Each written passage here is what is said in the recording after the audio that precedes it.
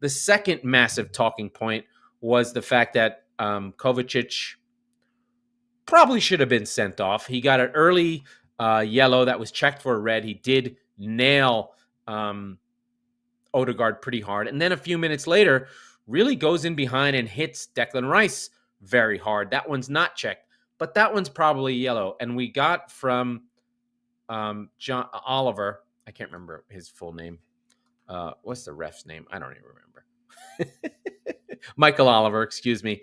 Michael Oliver waves it off immediately. Now, we're in the middle of this VAR death march controversy, and this should be a red, that shouldn't be a red, blah, blah, blah, blah, blah, blah, blah.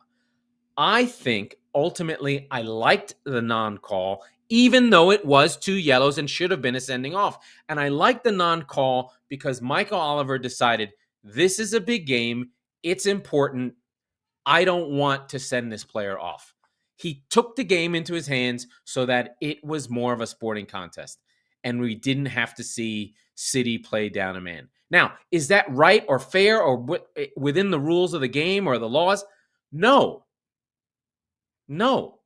But if you think about it from the juxtapose of the Jota game last week, where we wanted the referee to not give a second yellow to Jota because that he had already given him a yellow, and that tackle was the second tackle was a yellow. If he had used some discretion and said, you know what, I'm not going to do it. Let people complain that you didn't give a second yellow rather than ruin the contest. I think that was the right thing to do, even though it was, yes, 2 yellows. I understand. But I liked that he let them play. Did it give City an advantage? Sure. But it gave everyone an advantage that we got to watch and get a real result. And Arsenal and City can play, hey, they beat us fair and square, our 11 versus their 11. We got the goal and you didn't, and we got the win. Would Arsenal have liked to have had it be easier? Sure. But I like that they didn't take off Kovacic.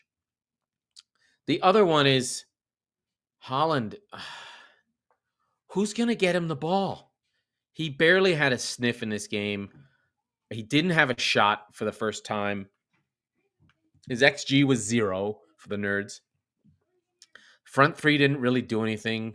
Foden wasn't able to affect the game. And that's good on Arsenal. They really played well. They really defended well. They had a plan. All the pressing, like I said, all the tactical stuff was great.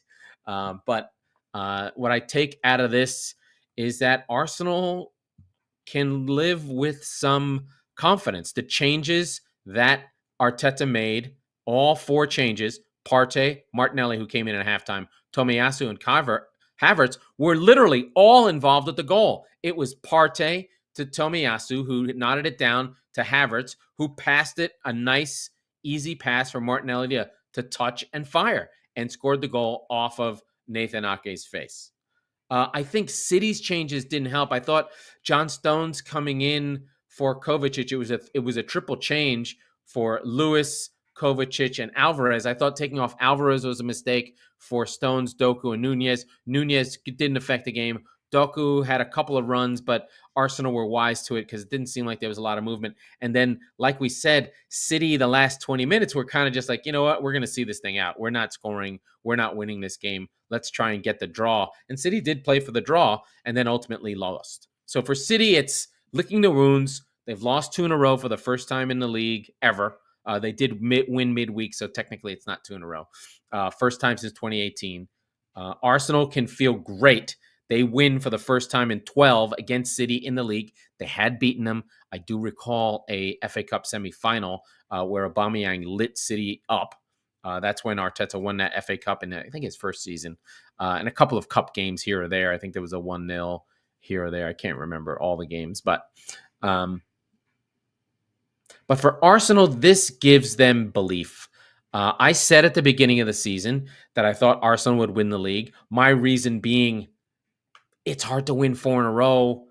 Who knows what's going to happen? And for City, this really showed some of the limitations of the squad. It's not a deep squad.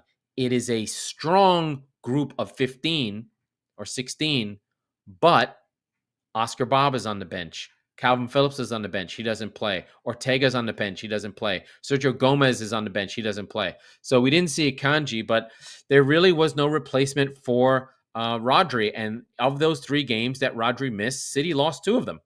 They lost to Newcastle and they've lost to Arsenal. They did win one. They did beat Leipzig, which was good. But, Rodri is not replaceable. He really makes things tick over.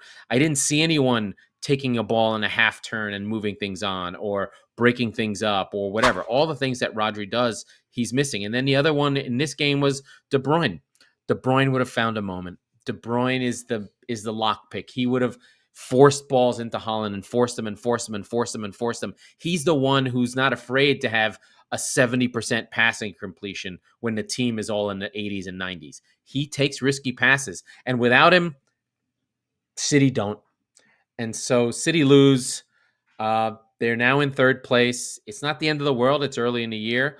But Arsenal do take something from this and go, okay, now we can win this. Now we know what we are. I think they've learned something. I think that they should go Odegaard, Partey, Rice, and let Havertz be a super sub for the top 3, and let Rice be the 8 that goes up and down and takes the Xhaka role, because I think that team will work better.